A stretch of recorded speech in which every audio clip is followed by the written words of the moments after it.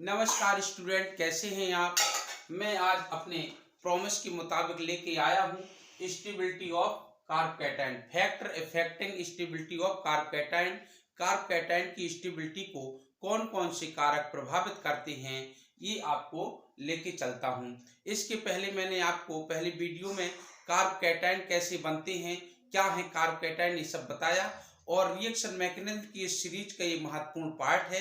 Reaction mechanism जो मैंने आपको एक ग्रुप बनाया है, स्टार्ट किया था की पॉइंट ऑफ रिएक्शन मैकेनिज्म, वहां से लेकर के फिर टाइप ऑफ ऑर्गेनिक रिएक्शन, फिर आपको heterolytic bond fission, homolytic bond fission, फिर आपको इंटरमीडिएट कंपाउंड बताया था।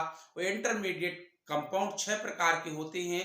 एक carb cation, carb anion, free radical, carbene, नाइट्रीन, arenes. तो ये पहला प्रकार कार्ब कैटायन आपका चलने लगा था।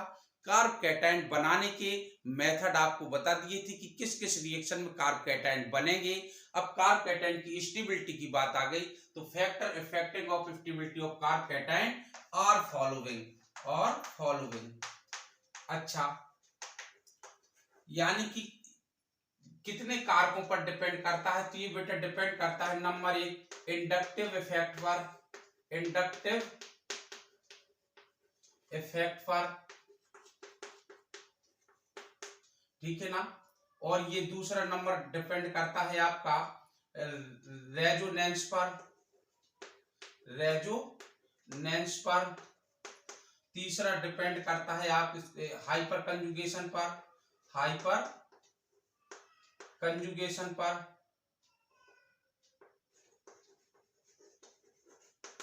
और ये चौथा डिपेंड करता है मेसोमेरिक इफेक्ट पर। ये 4 आपके महत्वपूर्ण इफेक्ट हैं। अगर आपको इन चीजों की जानकारी नहीं है तो सबसे पहले आपको इनके ही वीडियो देख लेना चाहिए। आपके इसमें मिल जाएंगी सभी वीडियो। लेकिन जैसे रेजोनेंस का वीडियो आप केमिस्ट्री माइंड सर्च करेंगे तुरंत मिल जाएगा। हाइपर कंजुगेशन, ये सब वीडियो मैंने डाल रखे हैं, तो इनका पहले सर्च करके इन टॉपिक को पढ़ लीजिए, फिर इस पर आइएगा। अगर आप नहीं भी पढ़े हैं, मैं आपको 2 मिनट के मैं आपको इतना लेक्चर दिए दे रहा हूं कि इसके बारे में आपको जानकारी हो जाएगी और आप कार्ब कैटायन की स्टेबिलिटी की स्टडी आराम से कर सकते हैं। ठीक है।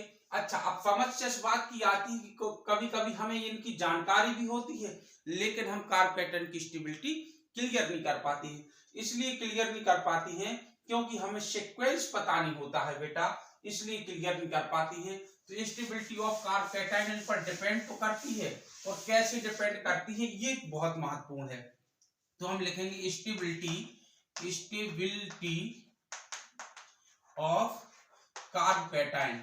ये हमारी कैसे डिपेंड करती है, डायरेक्टली प्रोपोर्शनल टू द सबसे पहले प्लस आई इफेक्ट पर। ये सबसे वीक इफेक्ट है। अगर इस इफेक्ट के अलावा कुछ नहीं है तो डिसीजन हमारा इसी से निकलेगा। इसके बाद इससे तगड़ा जो इफेक्ट है वो है तुम्हारा hyper conjugation, plus hyper conjugation पर। अच्छा, क्या माइनस हाइपर कंजुगेशन भी होती है? यस, बिल्कुल होती है माइनस हाइपर कंजुगेशन। मेरे जब हाइपर कंजुगेशन का आप वीडियो देखेंगे तो मैं उसमें दोनों हाइपर कंजुगेशन बताऊंगा, प्लस हाइपर कंजुगेशन और माइनस हाइपर कंजुगेशन। तो ये प्लस हाइपर कंजुगेशन के बाद हम प्लस रेजोनेंस देखेंगे और फिर प्लस मेसोमेरिक इफेक्ट देखेंगे। ठीक इसी प्रकार से इसकी स्टेबिलिटी को डिक्रीज करने वाले कारक है माइनस आई फैक्टर, फिर इसके बाद माइनस एच, फिर इसके बाद माइनस आर, फिर इसके बाद माइनस एम। अब आर ये 2 प्रकार के होते हैं। एक डांसिंग रेजोनेंस होता है आपका, डांसिंग रेजोनेंस, वो सबसे तगड़ा रेजोनेंस होता है डांसिंग रेजोनेंस, तो उसके बारे में भी हमें जानना चाहिए। ठीक है ना। तो सबसे पहले हम इसकी स्टडी कर लेंगे। मैं बहुत छोटी सी शॉर्ट में आपको बता दे रहा हूं, प्लस इंडक्टिव इफेक्ट और ये सब चीजें। ठीक है ना। प्लस आई का मतलब है आपका, प्लस आई का मतलब है सी प्लस से जुड़े हुए एल्किल ग्रुप, सी प्लस से जुड़े हुए एल्किल ग्रुप। ठीक है ना। माइनस आई से का मतलब है सी प्लस कार्ब कैटायन से जुड़े हुए मोर इलेक्ट्रोनेगेटिव एटम और ग्रुप,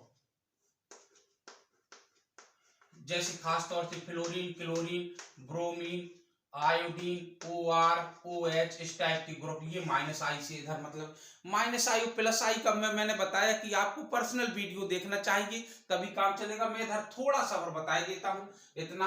अच्छा, हाइपर कंजुगेशन का मतलब है C+ से जुड़े हुए एल्फा कार्बन, C+ से जुड़े हुए एल्फा कार्बन की H, ठीक है ना जी। कभी भी कार्ब कैटायन है और इससे जुड़ा हुआ कार्बन को हम कहेंगे एल्फा, तो इससे जुड़े हुए H, जितने H होंगे उतनी ही तगड़ी इसको स्टेबिलिटी देंगे, ठीक है ना। रेजोनेंस का मतलब है इस टाइप की स्ट्रक्चर, अगर इस टाइप की स्ट्रक्चर आपको मिल रही है C+ से, इस टाइप की स्ट्रक्चर, इस टाइप का स्ट्रक्चर अगर मिलता है तो आपका रेजोनेंस है। डांसिंग रेजोनेंस क्या है? अगर C+ से आपको इस टाइप की संरचना मिलती है, ये बहुत नोट करने वाला पॉइंट है। अगर C का धनावेशित कार्बन से कार्ब कैटायन से इस टाइप की संरचना मिलती है तो ये बेटा डांसिंग रेजोनेंस कहलाता है।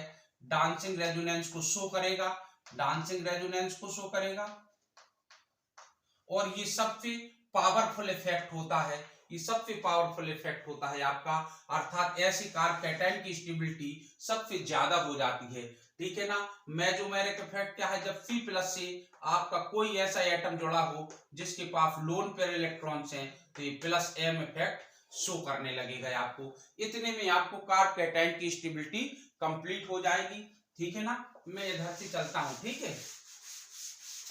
मैं अब आपकी क्वेश्चन बोलता हूं और आपको कंपेयर कराता हूं और साथ साथ में फैक्टर बताता हूं कि किस फैक्टर के कारण ये स्टेबिलिटी होती है। क्वेश्चन आप लिखेंगे, question 1, compare the stability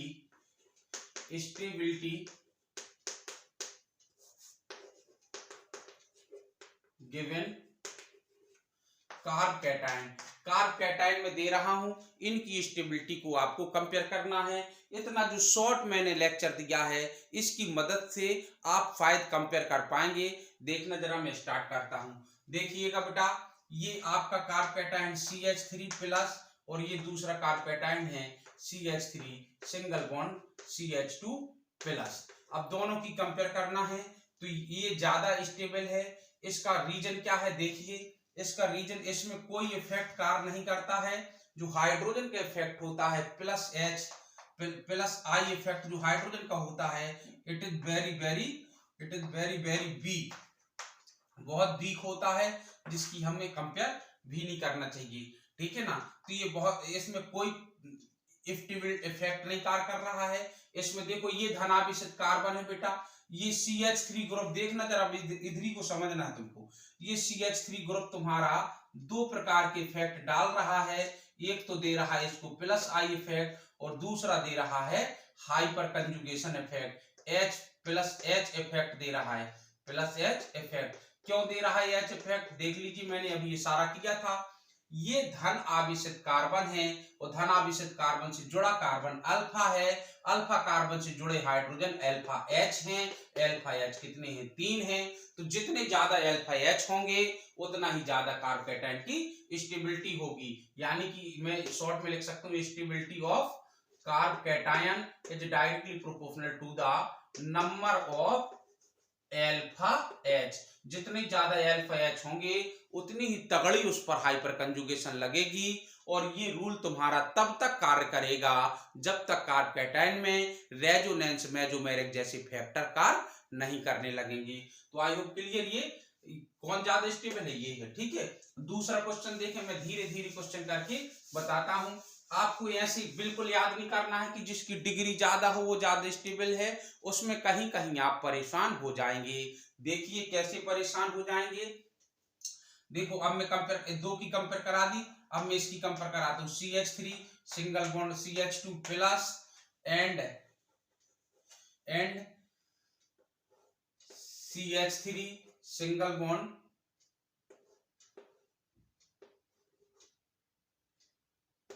plus single bond CH3, इसकी कंपेयर कराता हूं मैं। देखिए जरा, अब कंपेयर कराएंगे तो देखना, ये हमारा कार्ब कैटायन है, ठीक है, ये हमारा कार्ब कैटायन है। इससे जुड़ा होगा बेटा, देखो ये अल्फा है तो इससे जुड़ा होगा ये अल्फा होगा, ये अल्फा होगा, ठीक है ना। मैंने सपोज दैट इसको ये मान लिया, इस स्ट्रक्चर को B मान लिया। कौन ज्यादा स्टेबल होगा ये अपन को देखना है। तो अब देखो इसमें कितने इफेक्ट कार्य कर रही हैं, विदाउट इफेक्ट ढूंढे यदि आप स्टेबिलिटी की कंपेयर करेंगे तो निश्चित ही कई बार धोखा खाएंगे। तो देखो इसमें कौन कौन से इफेक्ट है, इसका प्लस आई इफेक्ट है, यस, इसका प्लस आई इफेक्ट है, यस, इसका प्लस आई इफेक्ट है, यस। अच्छा, लेकिन इस पर हाइपर कंजुगेशन आ जाने से प्लस आई इफेक्ट एक वीक इफेक्ट होता है, इसलिए उसका कोई महत्व नहीं समझा जाएगा। एट दिस कंडीशन का इसका निर्णय लेगा हाइपर कंजुगेशन। तो इस पर अल्फा एच कितने हैं बेटे, अल्फा एच इस पर 3, और इस कार्बोकेटाइन के पास अल्फा एच कितने हैं, अल्फा एच है 6। फिर से समझ लो अल्फा एच क्या है, जो धनावेशित कार्बन है उससे जुड़ा हुआ कार्बन अल्फा, और अल्फा कार्बन से जुड़े हुए हाइड्रोजन अल्फा हाइड्रोजन है। सो इसमें अल्फा हाइड्रोजन कितने हैं 6, इसमें कितने हैं 3। तो हमें पता है कि stability of carbocation is directly proportional to the number of alpha H. तो अब खुद बताइए किसमें अल्फा एच ज्यादा है, इसमें ज्यादा है। तो कौन ज्यादा स्टेबल होगा, so B is greater than A, B ज्यादा स्टेबल होगा। तो अब अगर 3 की बात आ जाती CH3 प्लस ए, तो अगर ये है बी और ये है तुम्हारा सी, तो फिर क्या हो जाता, ये सी ऐसा आ जाता। तो देखो 3 की बता दिए। मैं एक सिस्टम से सदैव, आपको पता है मैं एक सिस्टम से सदैव पढ़ाता हूं। अब मैं अगली कंपेयर कराऊंगा और इसको छोड़ दूंगा, अब इसकी कंपेयर अगले से करा रहा हूं, ठीक है ना। देखिए, और दो की कंपेयर करा के लास्ट में एक मिक्सिंग कंपेयर कराऊंगा, और आप फील करेंगे कि आप बिल्कुल कॉन्सेप्चुअल होकर के कंपेयर कर पा रहे हैं। देखिए CH3 सिंगल बॉन्ड CH, ये कैटायन, ये CH3, और ये कंपेयर करना है हमको किससे, C2H5 सिंगल बॉन्ड CH, और इससे हमें कंपेयर करना है। ये हमारा A है और ये हमारा B है। तो अब कौन स्टेबल है, तो अब कभी कभी केवल जब आप इंडक्टिव इफेक्ट लगाएंगे, so this is I effect, this is I effect, और this is I effect plus का, और this is plus I effect. अगर आप इतने में कंपेयर करना चाहेंगे तो निश्चित ही आप जानते हैं कि एथिल ग्रुप का आई इफेक्ट मेथिल ग्रुप से ज्यादा होता है। सो आप लिख देंगे बी इज ग्रेटर देन ए, अर्थात बी ए से ज्यादा स्टेबल है क्योंकि इसमें एथिल ग्रुप लगा है। लेकिन एक्चुअली सत्य ये है, दिस इज रॉन्ग, ये गलत आंसर है।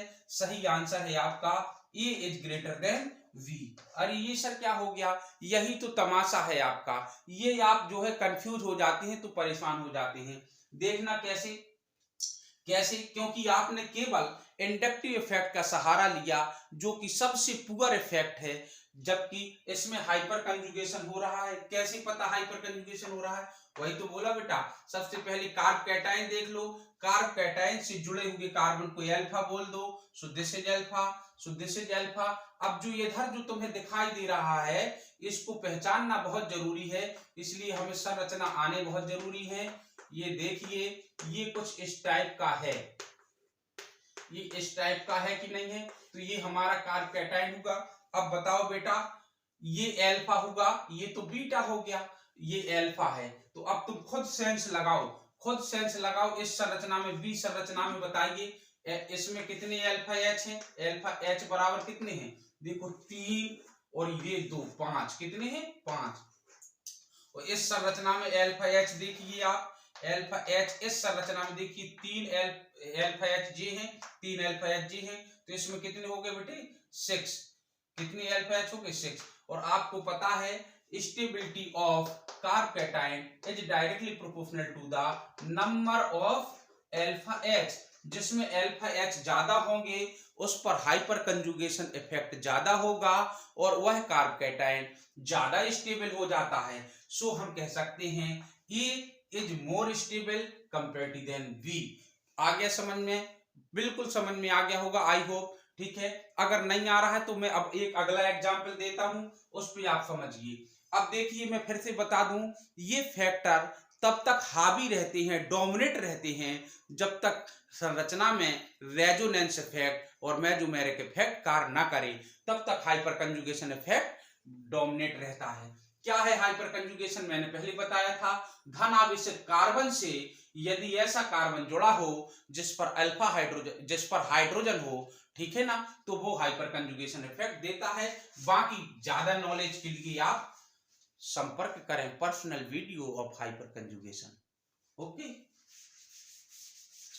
देखिए अगला जो है मैं इसमें कंपेयर कराता हूं। तीसरा कंपेयर देखिए आप, ये तीसरा कंपेयर देखें, ये है आपका CH3 single bond CH positive CH3, ठीक है ना, और फिर ये कंपेयर करते हैं CH3 single bond CH positive, इधर कंपेयर कर देते हैं CH2 सिंगल बॉन्ड CH3, और ये कंपेयर करते हैं अपन CH3 single bond CH2 single bond CH और single bond CH2 single bond CH3। तो देखो इसको रखा हमने A, इसको रखा हमने B, इसको रखा हमने C, ठीक है ना। अब कौन ज्यादा स्टेबल होगा, अब आप चूंकि समझ चुके हैं तो जल्दी जल्दी हम बता दें, this is alpha, this is alpha, this is alpha, this is alpha, और this is alpha, this is beta, this is alpha, this is beta, this is alpha, this is beta. Beta carbon का कोई use नहीं है हमारा stability में, alpha का use है। अब बताइए कितने अल्फा एच है इसमें, इसमें कितने हैं 6 है, इसमें अल्फा एच देखिए कितने हैं, बोलो 3 और 3 2 5, इसमें अल्फा एच देखिए 2 तो ये हैं आपके और 2 ये हैं, अल्फा एच इक्वल टू कितना होगा बेटा 4। सो बता दीजिए कौन ज्यादा स्टेबल है। अब आप खुद बता सकते हैं कि A is greater then B is greater then C, सबसे ज्यादा A स्टेबल है, फिर B स्टेबल है, फिर C स्टेबल है। अब आप क्वेश्चन में और क्वेश्चन दे रहा हूं, इस टाइप के आपने क्वेश्चन देख लिए होंगे, ठीक है। अब मैं कुछ और क्वेश्चन दे रहा हूं आपको, ठीक है। कैसे क्वेश्चन दे रहा हूं देखिए, एक संरचना मैंने बना दी है CH 2 double bond CH single bond CH2 plus. अब डिग्री वाले भैया इधर तो ये 1 डिग्री है, जबकि जितने में दे रहा हूं उसमें 3 डिग्री भी फेल हो जाना है, तो इसलिए डिग्री से याद करोगे तो सदैव आप कहीं ना कहीं परेशान हो जाओगे। क्यों, देखना जरा, ये मेरी स्ट्रक्चर होगी ये, और ये मेरी स्ट्रक्चर होगी CH3 single bond CH3 single bond CH3, ये कैटायन, और एक मेरी ये स्ट्रक्चर होगी तुम्हारी CH3 single bond CH single bond CH3 cation. Okay, अच्छी बात बेटा। अब डिग्री वाले देखें जरा, ये 1 डिग्री है और ये 2 डिग्री है, मान लिया बात। तो अब आपने अगर रख दिया इसका नाम A है और इस संरचना का नाम B है और इस संरचना का नाम C है, तो डिग्री वाले डिग्री वाच डिग्री दिखाएं आप। अगर आप अपने डिग्री के अनुसार चल रहे हैं तो तुम्हारी ये तो 3 डिग्री थी ना, तो B इज सब मोर स्टेबल, फिर आ जाएगा तुम्हारा C और फिर आ जाएगा A। दिस इज रॉन्ग, ये गलत है। इसको कैसे लिखते, छोटा गा छोटा ला छोटा ता, ठीक है ना। और गा छोड़ करके ये लत बहुत खराब होती है डिग्री की, तो डिग्री की लत छोड़ दें, नहीं तो गलत हो जाएगा।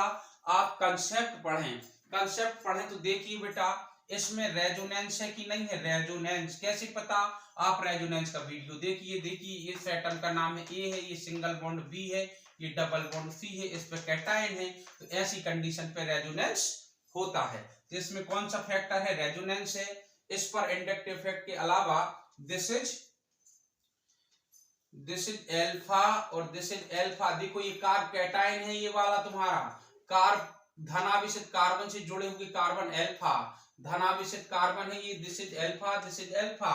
तो इस पर आएंगे 9 alpha, alpha H equal to कितने होंगे 9, तो इधर अल्फा H इक्वल टू कितने होंगे 6।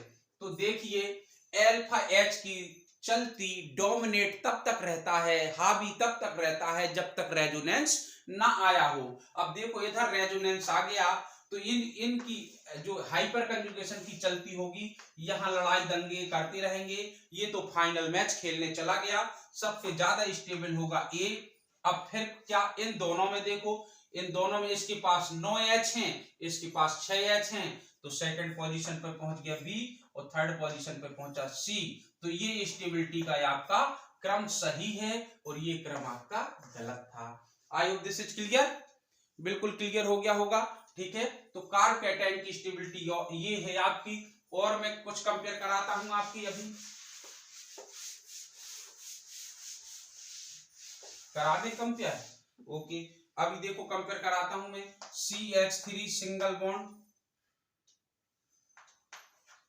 CH2 पॉजिटिव, फिर हम कराते हैं CH3 single bond, CH positive single bond CH3, ये हो गया तुम्हारा V, ठीक है ना।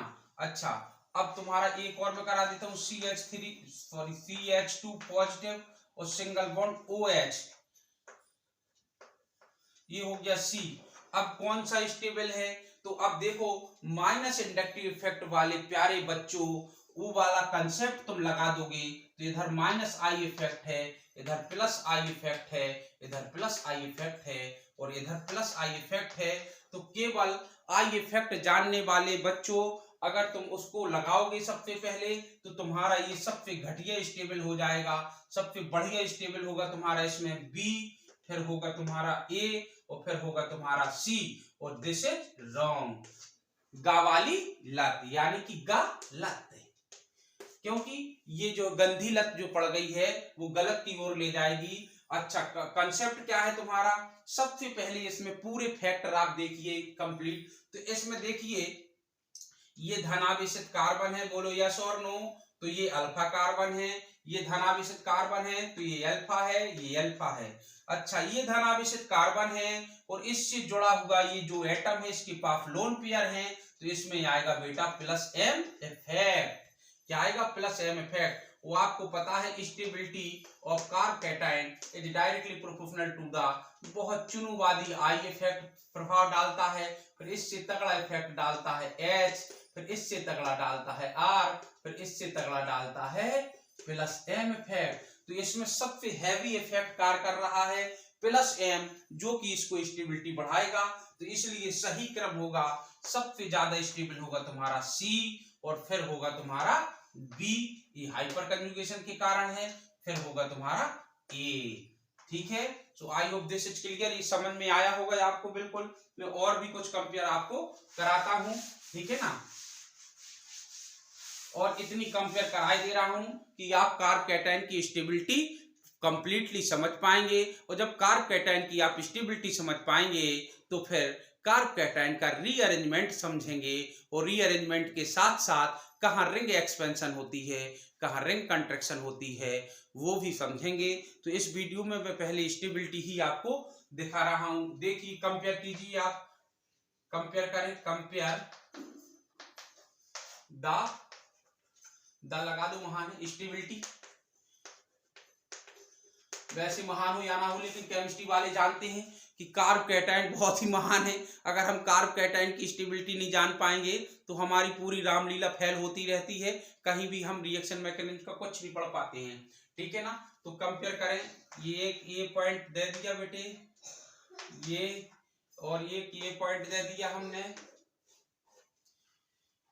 कितने पॉइंट दे दोगे सर आप, जितने आप कहेंगे उतने दे देंगे। एक ये पॉइंट दे दिया है ऐसे, और एक ये पॉइंट दे दिया है हमने कैसे,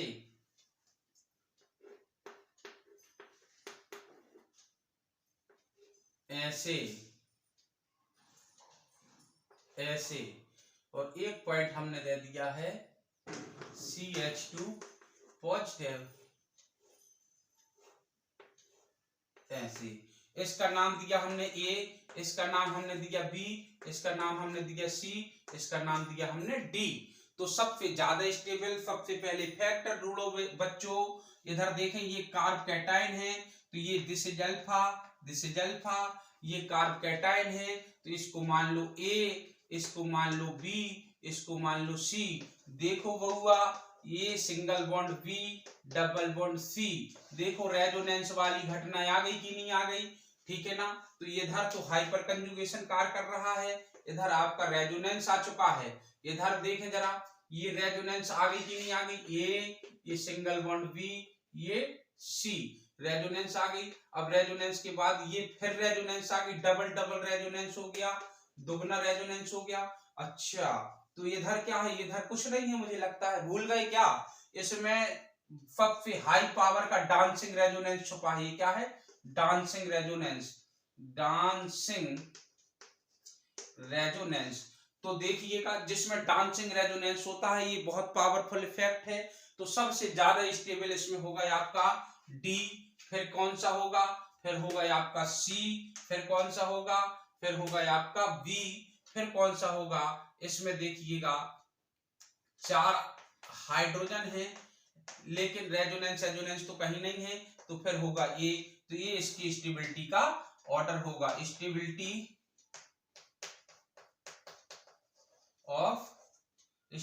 का कौन सा ऑर्डर है, डिक्रीजिंग ऑर्डर होगा। ठीक है, तो आई होप आपको कार्बोकेटाइन की स्टेबिलिटी समझ आ रही होगी। तो अब आप मुझे 2 क्वेश्चन का आंसर बताएंगे, केवल 2 क्वेश्चन का, ठीक है ना। और आप इसमें अच्छा कुछ माइनस फैक्टर वाले भी दे दें, ठीक है ना। अच्छा ये बताइए CH3 single bond CH2 positive, और ये है तुम्हारा CH3 सिंगल बॉन्ड CH3 और एक minus CH3 single CH2 positive ऐसे, और सिंगल बॉन्ड Cl। ये मैंने दे दिया, ये A और ये B और ये C। इसमें सबसे ज्यादा स्टेबल कौन होगा, मैं आंसर आपको बता दे रहा हूं, वो आपको रीजन लिखना है इसका कि क्यों होगा सबसे ज्यादा स्टेबल। देखो फिर वही बात बताऊं बच्चों, माइनस आई फैक्टर ढूंढने वाले, इसमें माइनस आई है कि नहीं है, बिल्कुल है। अच्छा इसमें प्लस आई है कि नहीं है, बिल्कुल है। इसमें प्लस आई है कि नहीं है, बिल्कुल है। इसमें प्लस आई है कि नहीं है, बिल्कुल है, प्लस आई है। तो अब आपका सबसे कम स्टेबल कौन होना चाहिए, तुम्हारा सबसे कम स्टेबल होना चाहिए सी, ठीक है ना। तो सबसे ज्यादा स्टेबल कौन होना चाहिए, बी के बाद ए के बाद आना चाहिए सी। तो तुम्हारा जो फैंस है वो गलत है, इसका सही क्रम क्या है, सबसे ज्यादा स्टेबल है सी, फिर है तुम्हारा बी और फिर है तुम्हारा ए।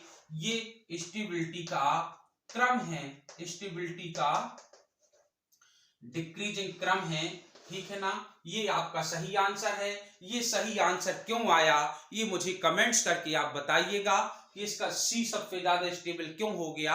अगर आप कमेंट्स करके बताएंगे तो मैं अगली वीडियो आपको लाऊंगा और आपको धन्यवाद दूंगा जिसका कमेंट्स आएगा सही। और अगली वीडियो होगी आपकी क्या, रीअरेंजमेंट ऑफ कार्बन, रीअरेंजमेंट